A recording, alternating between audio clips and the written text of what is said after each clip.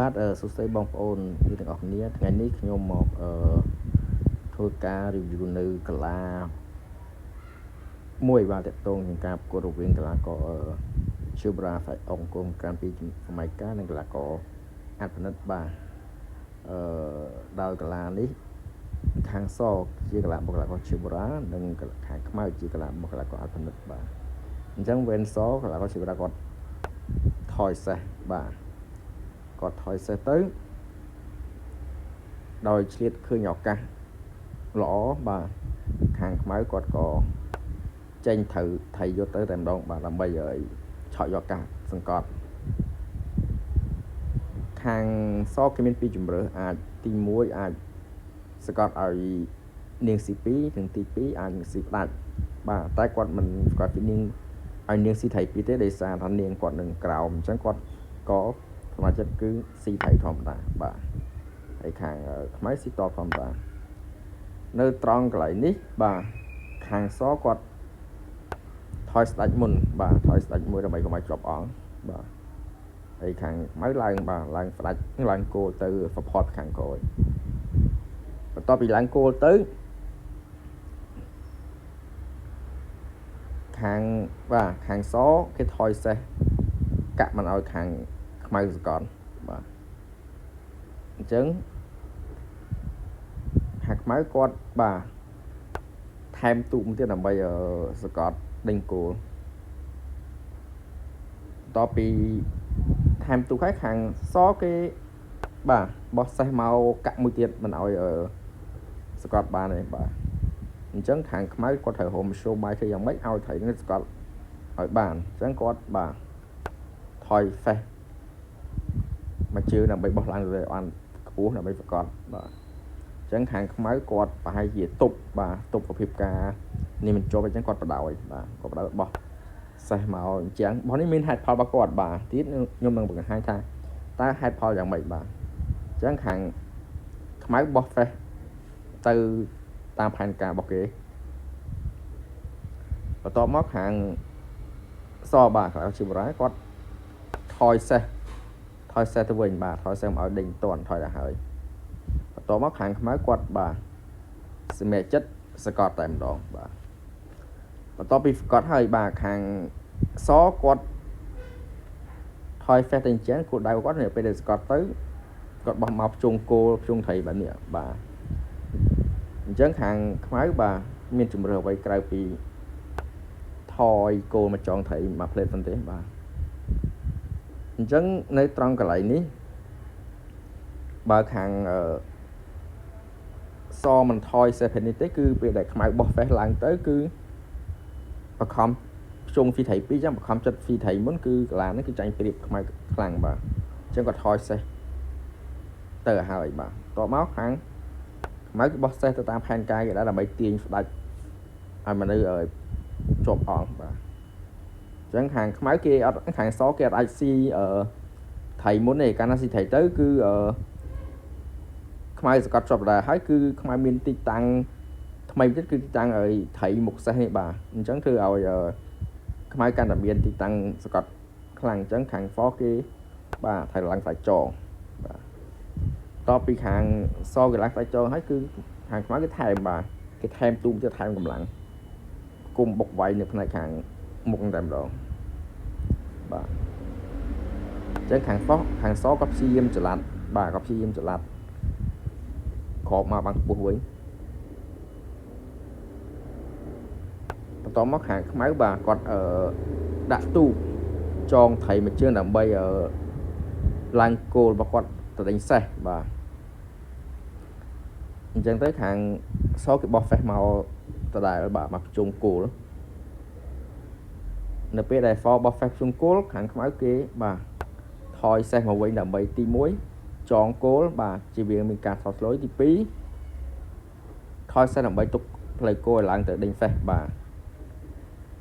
ខាងសនៅពេលដែលគេសម្លឹងឃើញថាទូកដុករបស់គេនៅផ្នែកខាង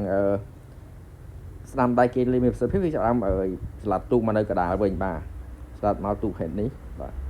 អញ្ចឹងខាងខ្មៅគាត់បាទឡើងគោលទៅតាមផែនការដដែល បន្ទាប់ពីឡើងគោលទៅខាងសគេហ្វាត់យរុំកាឡាខាងសក៏ប៉ុន្តែនៅក្រោមហ្នឹងតែហ្វាត់ជាក្លាបឆោតបាទក៏ថយសេះបាទក៏ថយសេះប្រភេទនេះប្រសិនបើថយសេះបែបហ្នឹងខ្មៅឡើងគោលទៅមួយជើងទៀត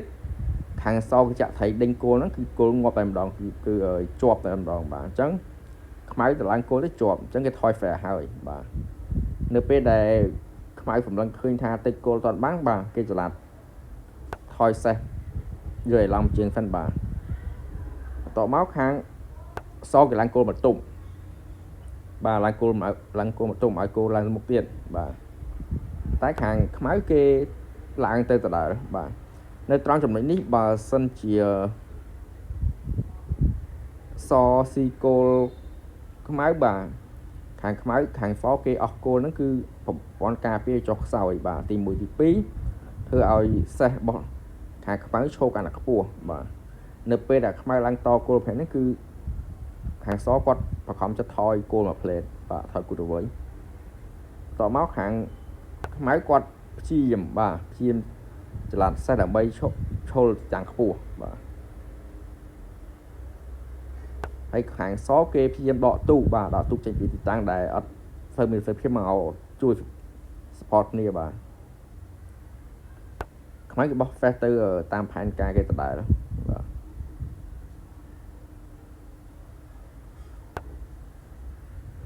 ខាងសគេត្រៀមដុបទូកបាទត្រៀមដុបទូកដើម្បី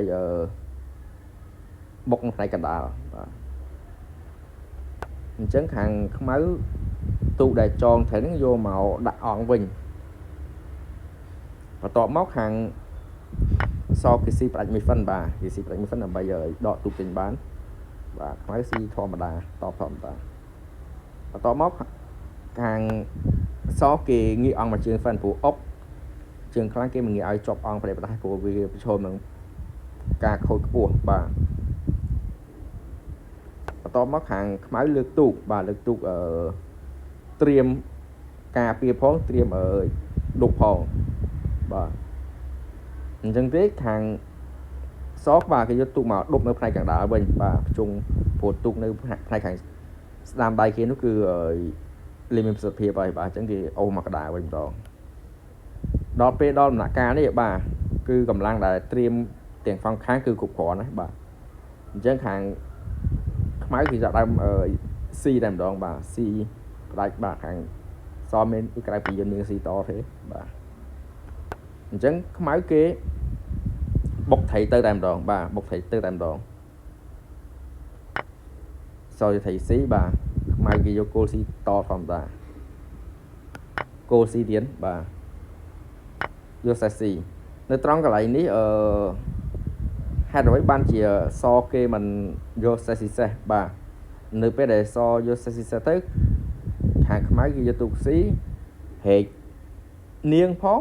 ហែកត្រីចុងក្តារផងបាទស៊ីនាងជុងត្រីចុងក្តារអញ្ចឹងចងមួយហ្វល់មួយអញ្ចឹងខាងសគេ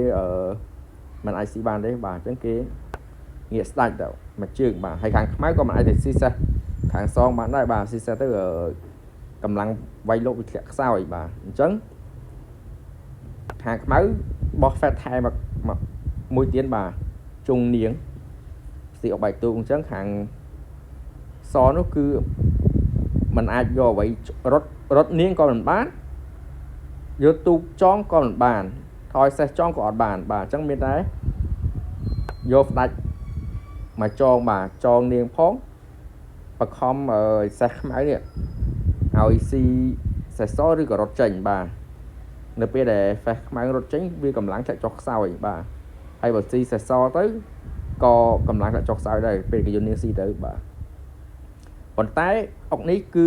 ចូលតែពិសេសរបស់ខ្មៅបាទចូលតែពិសេសរបស់ខ្មៅគឺខាងខ្មៅគេយកសេះស៊ីនាងឆៅតែម្ដងបាទយកសេះស៊ីនាងឆៅអញ្ចឹងបន្ទាប់ពីយកសេះស៊ីបែបហ្នឹង